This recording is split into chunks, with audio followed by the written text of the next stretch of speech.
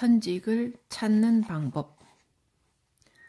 지금 하고 있는 일을 좋아해 보세요. 마치 게임하듯이 즐겨보세요. 그러면 하늘이 행복의 길을 열어주지요. M에게 자신에게 맞는 천직을 찾으려면 어떻게 해야 하느냐고 물은 적이 있다. M은 현재의 일에 충실하면 된다고 대답했고, 너무 밋밋한 대답이었지만 이어지는 M의 자상한 설명을 듣고는 쉽게 이해할 수 있었다. 천직이 뭔지 처음부터 아는 사람은 아무도 없어. 여러 가지 일을 하다 보면 자신이 잘하는 게 있다는 걸 알게 되지. 사람들이 자꾸 그 일만 부탁하거든. 부탁받으면 자발적으로 하게 되고, 잘하다 보니 부탁하는 사람이 많아지지. 본인은 재미있기 때문에 또 열심히 하게 되고 말이야. 유민이 또 질문했다. 천직을 찾는 게 중요한가요? 아니, 천직만 찾다 보면 평생을 걸려도 못 찾을 수가 있어. 그러니 지금 하고 있는 일을 좋아해봐. 마치 게임하듯이 즐겁게 해봐. 그런데 지금 하고 있는 일에 전력을 기울여도 본인한테 안 맞을 수가 있어.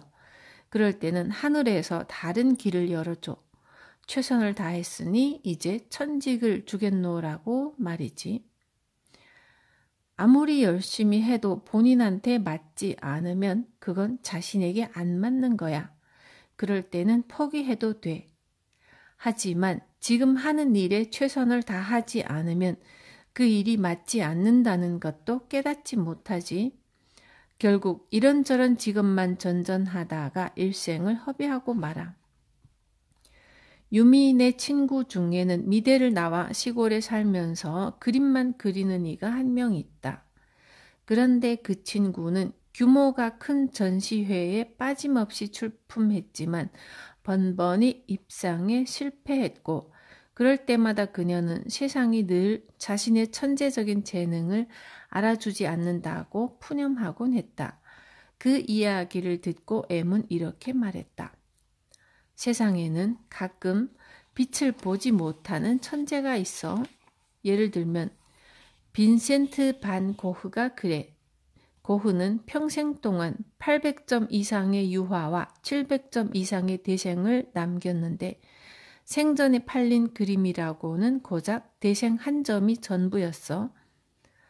가희가 놀랍다는 듯 물었다. 정말요? 고흐는 죽고 나서 한참 세월이 흘러서야 오늘 같은 명성을 얻었어.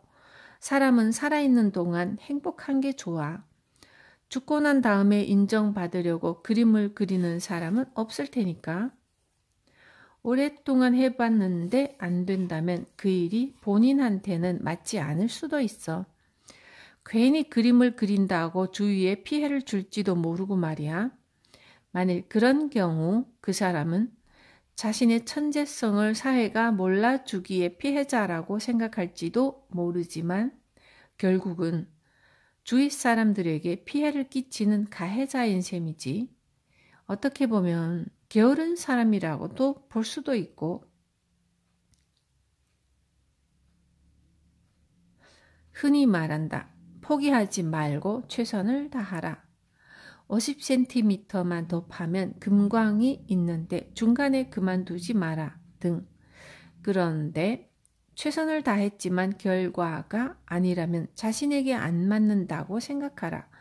그러면 신이 다른 길을 열어준다. 는 말은 유민에게 참으로 신선하게 다가왔다. 가희도 마찬가지인 듯. 작은 카페를 열었지만 장사도 뜻대로 되지 않고 고민이 많던 차에 M의 말이 마음에 많이 와닿은 듯 깊은 생각에 잠긴 표정이었다. M은 사람들이 이해하기 쉽게 신이라는 용어를 자주 쓰는 편이었다. M의 입버릇이라고 쳐도 동일한 상황을 어떤 관점에서 바라보느냐에 따라 삶의 이정표가 달라지는 것만은 확실했다. 얼마 전부터 일본 거래처들이 하나 둘씩 중국의 현지 공장을 열기 시작했고 세계적인 추세지만 중국의 값싼 노동력은 일본뿐 아니라 국내 거래처마저 자석처럼 끌어들였다.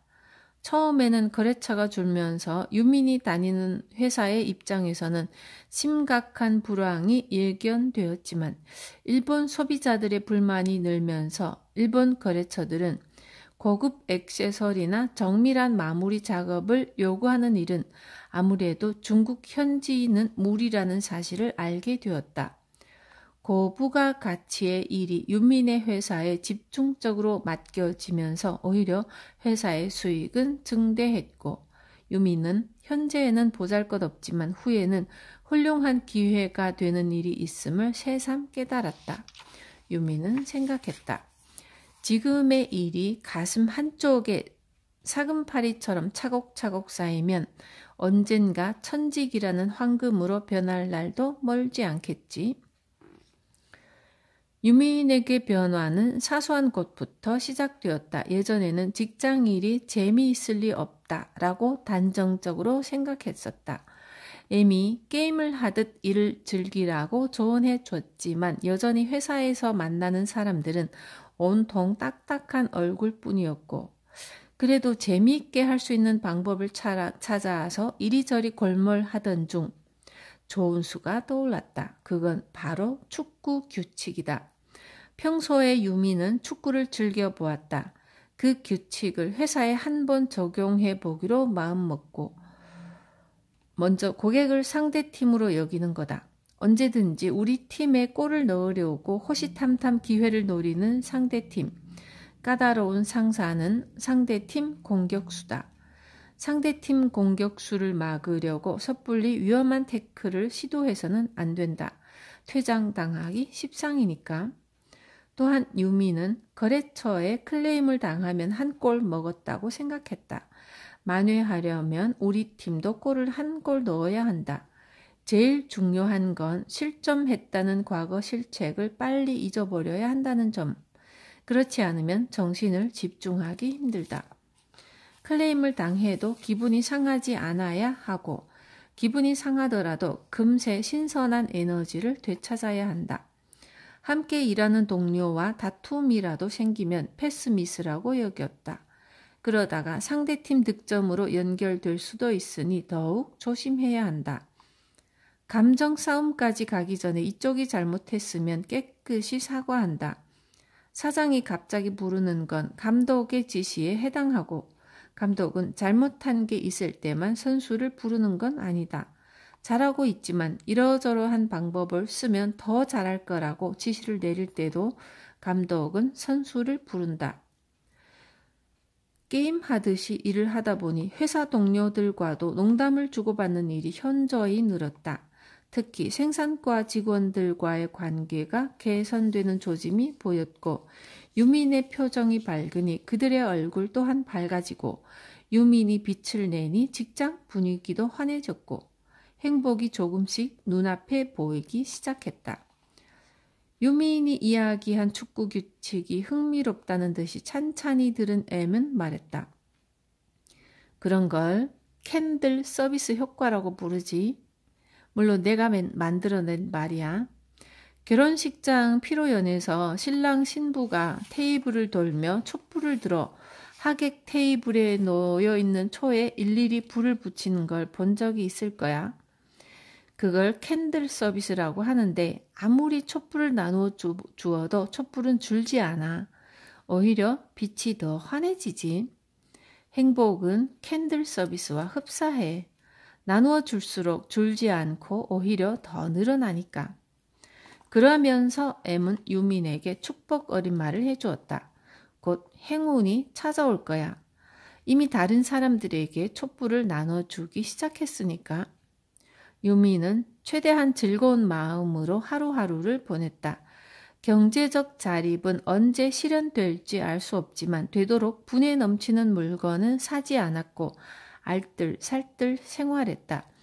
남들처럼 먹고 마시고 쓰고 싶었지만 그럴수록 빚만 늘 테고 그러면 행복은 저 멀리 손이 닿지 않는 곳으로 도망갈지도 모른다. 회사 일도 마찬가지였다. 예전처럼 충분히 자신이 할 수 있는 일도 왜 내일도 아닌데 굳이 나서야 하지? 라는 아니란 생각을 하지 않았다. 자신이 행복하면, 자신이 한 발 더 나서면 다른 사람도 캔들 서비스처럼 행복해진다는 조언을 온몸으로 실천하는 하루하루였다. 유미는 행복해지고 싶었다. 그러려면 새로워져야 한다. 미약하지만 한 걸음씩 유미는 지금 행복을 향한 여정을 본격적으로 시작했다. 발밑을 내려다보며 걸을 때 길가에 핀 꽃에 주의를 기울이는 사람은 친절한 마음씨의 소유자이다. 인간은 때로는 너무 멀리 보거나 자신을 남과 비교하면서 낙담하거나 굴복하곤 한다. 그러지 말고 당신의 발밑을 내려다보며 조금씩 앞으로 나아가라. 그러면 반드시 행복이 찾아오고 발밑에 핀 아름다운 꽃도 알아보게 될 것이다. 당신의 발밑에 핀 꽃이 정말 당신에게 필요한 꽃이라는 사실도 어느 순간 깨닫게 된다.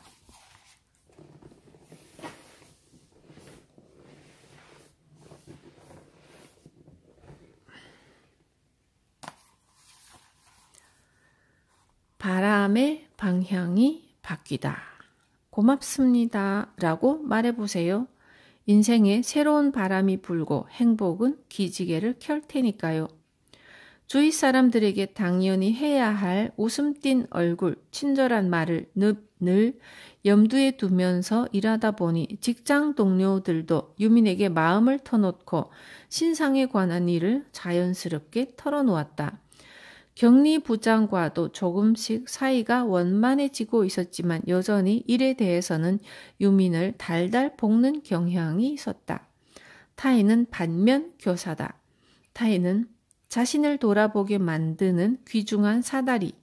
유민은 격리부장과 마찰이 있을 때마다 새롭게 의지를 다지고 결심이 흔들리지 않도록 노력했다. 그러던 어느 날 아침에 출근하자마자 유미는 격리부장에게 고맙습니다 라고 냅다 인사를 던졌다. 어리둥절한 격리부장의 표정은 유민이 가졌던 약간의 쑥스러움을 날려버릴 만큼 재미있었다. 책상 앞에 앉아 컴퓨터를 켜고 그날의 일과를 체크하는 유민의 뒤통수로 여전히 어리둥절한 시선이 느껴졌다. 다음 날도 그 다음 날도 유민은 출근하면서 무조건 고맙습니다 라고 큰 소리로 말했다. 그러자 궁금증을 도저히 견디기 어려웠던 격리부장이 어색한 목소리로 물었다. 근데 뭐가 고맙다는 거야? 유미는 웃으면서 대답했다. 아낌없이 제 잘못을 지적해 주셔서 고맙습니다. 격리부장은 입을 다물고 더 이상 말을 잇지 못했다. 그날 하루 종일 격리부장은 유민에게 아무런 말도 건네지 않았고 다음 날 격리부장이 어렵게 입을 떼었다. 그동안 내가 좀 까칠했지? 아니요. 도움이 많이 됐습니다. 정말입니다. 격리부장이 안도의 표정을 지었다. 우리 시간 나면 식사라도 같이 하자. 둘이 얼굴 맞대고 제대로 식사 한 번 못한 것 같아서 미안하고. 쑥스러운 듯 돌아서는 격리부장의 얼굴에 꽃이 피어올랐다. 아름답게 느껴지는 꽃, 그녀의 웃음이었다. 몇 개월이 꿈결처럼 행복하게 지나갔고 이제 격리부장과 유미는 돈독한 동료가 되었고 두 사람은 아침마다 안녕하세요 라는 흔한 인사말 대신에 고맙습니다 라는 말로 하루를 시작하게 되었다. 신기하게도 격리부장과 유민을 따라하는 직원들도 하나 둘 늘어났고 그러던 어느 날 금요일 오후 일본 에이전트가 전화를 걸어 유민에게 뜻밖의 제안을 했다. 주문량이 많아져서 중국과 싱가포르의 에이전트 일로 너무 바쁘니 한국 에이전트를 대신 해줄 수 있느냐는 것이었다. 조건을 들어보니 유민 혼자서도 충분히 감당할 수 듯해서 즉시 격리부장에게 의논했다. 어차피 우리 회사 일도 해야 하니까 따로 사무실을 낼 필요 없이 여기서 계속 같이 일해주면 좋겠어. 격리부장의 제안은 그야말로 예상 외였고 유미는 조심스럽게 물었다. 사무실에 있는 시간이 줄어들고 외부 활동이 많아질 것 같은데 폐가 되지 않을까요? 바빠지면 무역 서류를 다루는 보조 사무원을 한 명 더 고용하면 돼. 생산 공장도 자리를 잡아가니까 내가 유민 씨를 도와줄 수도 있고 앞으로 무역 일만 전적으로 맡아봐. 유민이 자리에서 일어나서 꾸벅 인사를 했다. 고맙습니다. 그렇게 배려해 주셔서. 격리부장이 환하게 웃었다. 아니야. 유미 씨를 보면 나도 기운이 솟는데 당연하지. 같이 열심히 해보자고. 이제부터 유민의 인생에 새로운 바람이 불 것이다. 유민이 스스로의 힘으로 일궈낸 새로운 대지 위에 행복은 기지개를 켜기 시작했다. 어두운 이야기를 하고 어두운 표정을 짓는 사람들이 많지만 어둠을 좋아하는 사람은 거의 없다. 밝은 얼굴이 사람들을 끌어당긴다. 지금 마음속에서 밝은 얼굴을 끄집어낼 사람은 당신밖에 없다. 당신의 웃음이 세상에서 최고로 아름답다. 여자, 독립하다. 행복의 길을 묻다. 자신의 일과 관련된 책을 읽어보세요. 필요 없는 공부에 시간을 허비할 필요는 없어요. 공부란 지금 하는 일에 도움이 되는 걸 하는 거예요. 가희는 유민이 자신의 소개로 M을 만나 진정한 행복을 찾아가는 모습을 지켜보며 내심 흐뭇한 마음이 들었다. 기집애, 소개해준 공도 모르고 고맙다는 말도 안 하네. 생각해보니 괘씸한데. 이런 생각에 장난스럽게 웃음 짓던 가희의 얼굴이 이내 흐려졌다. 요즘 커피숍 운영이 즐겁긴 했지만 뭔가 더 큰 사업으로 변화를 주고 싶다는 고민에 빠져 있기 때문이다. 언젠가 가희가 이런 고민을 털어놓았을 때 M이 이런 말을 한 적이 있다. 돈이 되는 사업은 상식이 아닌 곳에서 비롯돼. 가령 사람들은 건강이 최우선이라고 말하지만 막상 자신이 건강해지는 데 들어가는 돈은 아까워하지. 우리나라처럼 의료보험이 잘 된 나라에서도 병원비가 비싸다고 말하는 사람이 많잖아. 맹장 수술처럼 간단한 수술도 막상 의료보험이 안 된다면 상당히 비싸거든. 그런데 성형수술처럼 반드시 필요하지 않은데 쓰는 돈은 아깝게 생각하지 않는 경향이 있어. M이 잠시 말을 끊고 오해하지 말라는 듯 덧붙였다. 물론 성형수술을 무시하는 건 아니야. 정작 건강과 깊이 관련된 비용 등은 아까워하면서 그렇지 않은 비용은 비싸도 지불할 용의가 있는 사람들의 심리를 말하는 거지. 술값은 아끼지 않으면서 식구들의 청바지 값은 비싸다고 잔소리하는 것과 같은 거야. 사람들이 꼭 필요한 곳에 돈을 쓰는 건 아니야. 또 돈이 항상 정작 사회에 보탬이 되는 것으로 흘러가지도 않고 말이지. 그 점을 염두에 두면 돈이 어디로 흐를지 그 흐름이 보일 거야. 가희의 생각으로는 M은 늘 비상식적이었다. M은 공부에 관한 자신만의 독특한 지혜도 알려주었다. 텔레비전이나 언론은 재밌어. 왜냐하면 상식적이거든. 그런데 장사는 상식보다 한 발짝 앞서 나가야 해. 너무 앞서 나가도 돈을 못 벌고 꼭 한 발짝만 앞서야 돼. 그러려면 공부를 많이 해야겠지? 가희가 겸연쩍게 대답했다. 저는 공부하고는 거리가 먼데요. 학교에서 배운 공부, 그건 사회에 나오면 별 도움이 안 돼. 가령 물리치료사한테 미적분이 필요 없잖아. 사회에 나와서 하는 공부가 진짜 공부야. 진짜 공부는 돈이 되는 공부지. 그래서 사회에 있는 책을 많이 읽어야 돼. 돈벌이는 거기에서 시작하는 거야. 경영학이나 성공에 관한 책 말인가요? 아니, 본인과 관계되는 책을 열심히 읽어야 해. 가령 두부 장사를 하는 사람이 영어 공부를 할 필요는 없어. 주위에 외국인이 많이 산다면 몰라도 두부에 관한 책이 좋지. 사람들은 대개 쓸데없는 공부를 하느라고 시간을 허비하곤 해. 필요 없는 공부에 시간을 갖다 바치거든.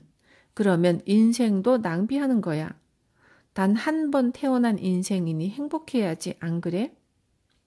M은 집중에 대해 이야기하는 듯 했다. 집중을 하려면 선택을 해야 한다. 그 선택이 자신과 관계되는 것부터 시작해야 한다는 뜻이었다.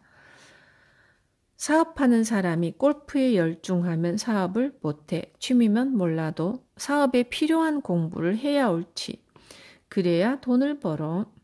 돈을 벌어야 다른 사람들을 도와줄 수 있고 나라에 세금도 내고 직원들 월급도 주고 명심해도 필요한 것을 공부하는 사람이 성공하는 거야. 그래도 다양하게 공부를 해두어야 이를테면 준비된 사람이 될 수 있지 않을까요? 가희는 언젠가부터 M의 앞에서는 단정적인 말은 피하게 되었다.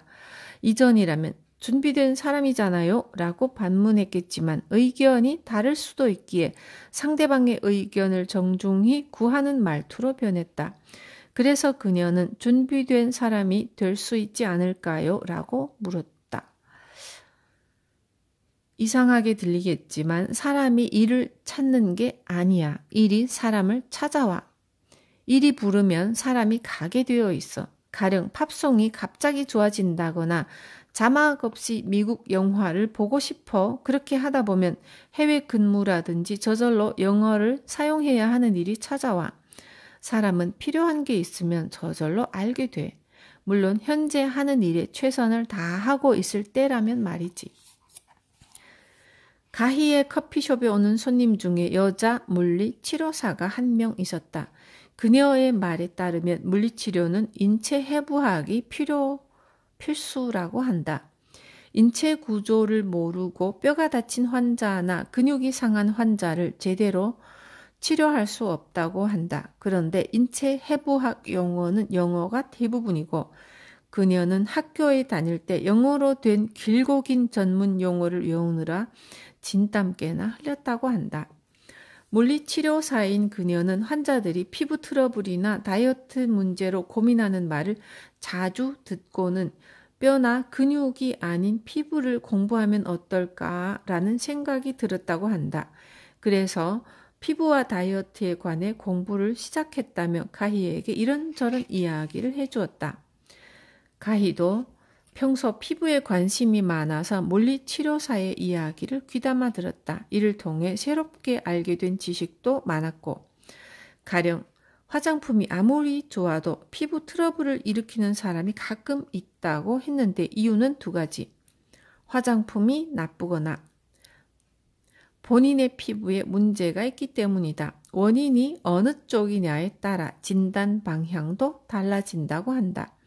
또 몸에 있는 독소가 빠져나오면서 피부 트러블을 일으키는 경우도 있다고 하는데 그럴 때는 잠시 쉬면서 조금씩 다시 화장품을 사용하는 게 좋다는 이야기도 들려줬다. 물리치료사와 얘기하면서 가희는 점점 자신이 가야 할 방향, 좋아하는 길이 보이는 듯 했다. 카페 장사가 신통치 않은 건 가게가 변두리에 있어서가 아니라 가희가 이 일에 크나큰 열정을 지니지 못한 탓도 컸다. 그렇다면 자신이 열정을 갖고 할 수 있는 일은 뭘까? 가희는 새로운 꿈을 찾기 위한 고민을 시작했다. 책을 읽지 않으면 버티기 어려운 시대이다. 책을 읽어야 유용하다. 특히 여러 가지 분야에서 성공한 사람들은 자신의 체험을 아낌없이 가르쳐 주려고 한다. 독자들이 잘 이해하길 바라는 마음에서 늘 지혜를 짜내고 고심한다. 그런 사람의 친절한 파동을 접하는 것만으로도 얻는 게 참 많다.